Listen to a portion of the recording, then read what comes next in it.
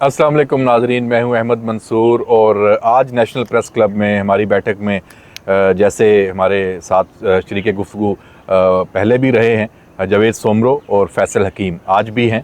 तो हमारा जो आज मौजू है फिर गवर्नेंस के इश्यूज़ हैं खैबर पख्तूनख्वा में, और वज़ीर आला खैबर पख्तूनख्वा सुहेल आफरीदी के हवाले से जो वज़ीर आज़म के कोऑर्डिनेटर हैं इख्तियार वली, उन्होंने एक प्रेस कॉन्फ्रेंस की, उससे एक बहस शुरू हो गई कि सुहेल आफरीदी तो 9 मई के मुल्ज़म हैं और उनकी वीडियो कोर कमांडर हाउस पर हमले के हवाले से कि उसकी वो क़यादत कर रहे थे। फिर एक कंट्रोवर्सी भी जन्म लिया। जो तहरीक इंसाफ के रहनुमा हैं, जो वुज़रा हैं, उन्होंने इस पे ये मौक़िफ़ इख्तियार किया कि ये जो वीडियो है ये कहा गया कि कोर कमांडर लाहौर की रहायशगाह के ऊपर हमले की है, लेकिन वो तो लाहौर में उस दिन थे ही नहीं। तो उसके बाद फिर ये मामला और आगे गया, सामने आई बात और इख्तियार वली ने फिर वजाहत की कि जनाब मैंने लाहौर का नहीं कहा, ये कोर कमांडर हाउस पेशावर की वीडियो है। और फिर वो फेसबुक एक अकाउंट का जो लिंक है वो भी निकाल कर ले आए, जिसमें सुहेल आफरीदी ख़ुद अपने फेसबुक अकाउंट से वीडियो ये उन्होंने पोस्ट की हुई है, 10 मई को की है, और वो बता रहे हैं कि ये 9 मई की जो ये वीडियो है, हम यहाँ पे पहुँच गए हैं और कोर कमांडर हाउस पेशावर के बाहर, और बाकी सारा वही नैरेटिव, वही बयानिया। इस पे बात करते हैं। जावेद सोमरो साहब, ठीक है, वज़ीर आला बन चुके हैं। मैं देख रहा था कुछ सहाफ़ी, इवन जो PTI के नाकदीन हैं, वो भी ये बात कर रहे हैं कि अब इख्तियार वली साहब ये वीडियो ले आए हैं तो उसका क्या मतलब है। आप कहें कि अब वो वज़ीर आला ना रहें या उनके ख़िलाफ़ इस बुनियाद पे कोई कदम उठाया जाए, जब ये अपने फेसबुक अकाउंट से वीडियो दे चुके हैं, वो मौजूद थे तो उस वक्त एक्शन हो जाता। अब वो वज़ीर आला बन गए हैं तो चलें, वो बात समझ नहीं आती, ये सवाल एक उठाया जाता है।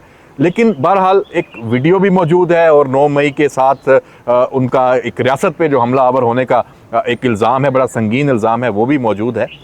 इसके साथ साथ गवर्नेंस के इश्यूज़ और उनके जो अपने बयानात हैं, कैसे देखते हैं? क्या उनको मौका मिलना चाहिए, और अगर मिलना चाहिए तो उनको क्या करना चाहिए? खदशात क्या हैं और तवक्कुआत क्या हैं? Thank you very much Ahmad साहब। जहाँ तक बात रही सुहेल आफरीदी साहब की, तो मैं सिर्फ इतना कहूँगा कि आपके पहले भी एक प्रोग्राम में मैं ये बात कह चुका हूँ उनके बारे में कि वो इमरान खान साहब के बेबी CM हैं। वो शायद सांस भी नहीं लेते ये सोच के कि जी मैं इमरान खान के साथ हूँ, मैं इमरान खान का वफ़ादार हूँ, मैं इमरान खान साहब के कहे बगैर कोई काम नहीं करूँगा।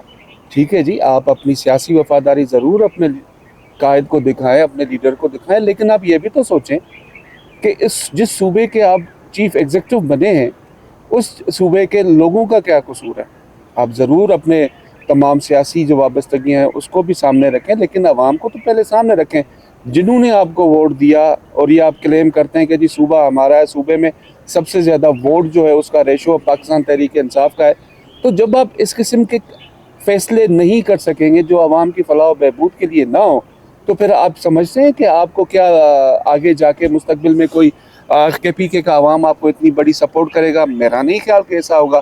हमने यहाँ दुनिया भर में हमने देखा है, जिस भी सियासी जमात ने डिलीवर नहीं किया पब्लिक सपोर्ट में, पब्लिक फलाह बहबूद के अंदर, दीगर चीज़ों के अंदर, वो सियासी जमातें उस फिर बाद में इक़्तिदार में बहुत कमो बेश आई हैं। लेकिन इनको अब ये तीसरा टर्म है, इनको समझनी चाहिए चीज़ें कि यार हमारे साथ किस तरह से चलना चाहिए। लेकिन बस बात वही है कि जी सुई अटकी हुई है वहाँ पे कि जी हमने 2013 के बाद से, जैसे आपने बात की कि तीसरा टर्म है, जो परवेज़ खटक रहे, उनको तो खैर क्रेडिट जाता है कि उनकी वजह से PTI उनकी गिरफ्त भी थी, वहाँ फ्लरिश हुई है। PTI फ्लरिश उसी के दौर में फिर महमूद खान स्वाद से वो रहे, अभी अली मिन गंडापुर ने एक तवील टाइम जो है वो गुजारा, अब ये सुहेल आफरीदी हैं। सरप्राइज़ ये था कि शायद इनकी जो काबीना होगी, इनकी टीम होगी, वो माजी से मुख्तलिफ होगी, लेकिन ये वही। देखिए, मैं आपके इस बात से मैं इख्तलाफ करता हूँ। देखिए, सूबाई असेंबली में तो वही चेहरे बैठे ना, बाहर से तो आप नहीं लाएंगे। और इसमें इतनी हिम्मत भी नहीं है कि बाहर से किसी बंदे को एज ए मुशीर adviser, as a special adviser के तौर पर आप किसी अच्छे शख्स को जिसका अपने सब्जेक्ट के ऊपर उबूर हासिल हो, उसको लेकर आकर अपॉइंट करें सिवाय मुजम्मिल असलम के। तो आपने वहीं से उठाने ना, तो फिर घूम फिर के चेहरे तो वही आने, फिर बात वहीं पे आएगी कि इनके ऊपर माजी में भी इल्ज़ामात लगे हुए हैं कि ये जब मुराद सईद के किचन कैबिनेट के अंदर अब भी हैं, उस वक्त भी थे, इन्होंने भी करप्शन की थी। ये तो ओपन सोशल मीडिया के ऊपर डिस्कशंस चल रही हैं। तो इस सिचुएशन में चलो आप उस टाइम एक जिम्मेदारी नहीं थी, लेकिन अब तो आपके ऊपर जिम्मेदारी है भाई, आप आए, आगे आए, खुद से डिसीजन लें। जब आप, मैं बार बार यही बात कहता हूँ कि जब आप एक पैगाम के ऊपर वजीर आला बन सकते हैं तो वही पैगाम आपको कोई क्यों नहीं डायरेक्शन दे सकता। उधर आप लोग आके रुक जाते हैं कि नहीं जी हमने डायरेक्शंस लेनी है, लेकिन एक पैगाम पे आप वजीर आला बन जाते हैं। फैसल हकीम साहब, ये अभी हमने देखा कि महाजराई आते ही शुरू कर दी वफाक के साथ। एक होता है वर्किंग रिलेशनशिप, आप सूबे में वफाक से मुख्तलिफ सियासी जमात है, ठीक है, एक दूसरे की अपोजिशन है, बिल्कुल ठीक है, लेकिन जो एक आपकी बतौर आइनी सरबराह सूबे की जिम्मेदारी है कि आपने वफाक के साथ मिल के अपने सूबे के अवाम की बेहतरी के लिए चलना है, फिर उसमें आपको जो वज़ीर आज़म हैं शहबाज शरीफ, उनकी तरफ से बड़ी मस्बत पेशरफ भी चित्राल से नज़र आती है कि आए मिल के चलते हैं, NFC पे बात करते हैं, आप फंड्स की कमी बेशी की बात करते हैं, आप इल्ज़ाम तराशियाँ शुरू, और अच्छा अभी ये नैरेटिव बनाया जा रहा है और ये कहा जा रहा है कि वफाक हमें पैसे नहीं देता, हमारा जो हिस्सा है वो नहीं देता। तो ये चीज़ें हैं, बैठते आप हैं नहीं, नेशनल एक्शन प्लान की मीटिंग में भी नहीं आए, तो इसको आप कैसे देखते हैं? देखें, सबसे पहले तो आप ये देखें कि मौका मिला, जैसे भी मिला इसको छोड़ दें।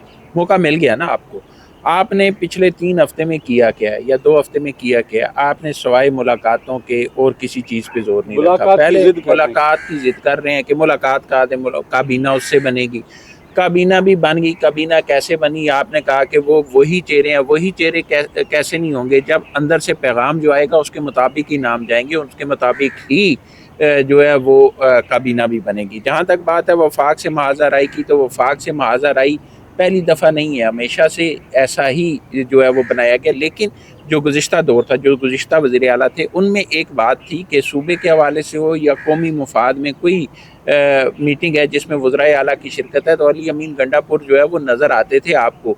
चाहे वहाँ पे इख्तलाफी राय दी उन्होंने, चाहे उसके हक़ में बात की, वो मौजूद थे, सूबे की नुमाइंदगी मौजूद थी। लेकिन इनके आते ही जो पहला इजलास था उसी में इनकी गैर हाज़िरी थी, और ये उस वक्त भी जोर दे रहे थे कि इनकी मुलाकात हो जाए। तो ये मुलाकातों से तो सूबा नहीं चलना। मैंने उस दिन जब मुलाकात के लिए गुज़िश्ता जुमरात को आए हुए थे तो उनसे यही पूछा था कि आप ये देखें कि आपका जो सूबा है वहाँ पे तालीमी निज़ाम बिल्कुल बिगड़ा हुआ है। 16,000 से ज़्यादा जो है वो टीचर्स की वैकेंसियाँ हैं, 3,500 के लगभग कोई लेक्चरर्स की वैकेंसीज़ हैं वो खाली पड़ी हैं, बच्चे स्कूलों से बाहर हैं।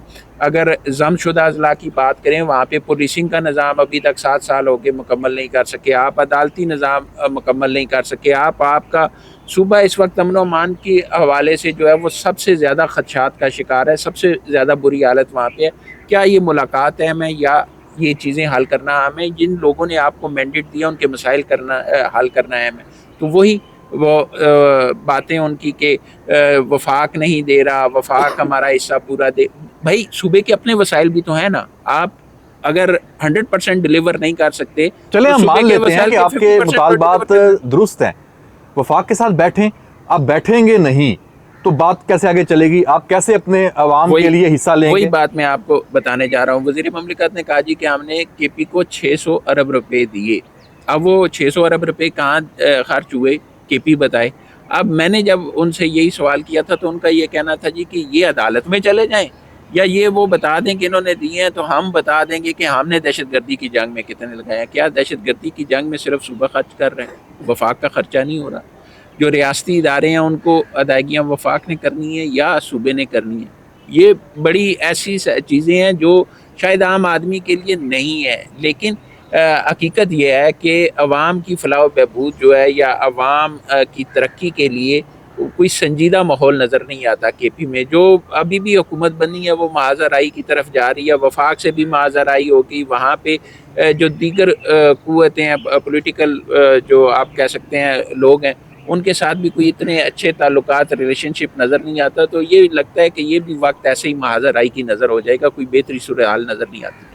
जी बहुत शुक्रिया फैसल हकीम, बहुत शुक्रिया जावेद सोमरो। नाजरीन, जैसे आज हमने ये गुफ्तगू की है और उसमें देखें तवक्कुआत तो वाबस्ता रखनी चाहिए, लेकिन जो तरीक़ाकार इख्तियार किया गया है नए वज़ीर आला की तरफ से, नौजवान वज़ीर आला की तरफ से, वो मायूस कुन है। और जो उनके ऊपर इल्ज़ामात नए सामने आए हैं, जैसे मैंने इब्तदाइये में भी बात की थी इख्तियार वली की जो वीडियो और 9 मई के हवाले से, उनको आप एक तरफ रख लें। ये मौका है, इसको ज़ाया नहीं होना चाहिए। उनको तेज़ी से ये साबित करना है कि उनके ऊपर जो ज़िम्मेदारी आयद हुई है वो उसको निभाने की सलाहियत रखते हैं, लेकिन उनके पास वक्त कम है। मुझे और हमारे जो जितने तजियाकार हैं उनको तो यही लगता है। इजाज़त दीजिए, अल्लाह हाफिज़।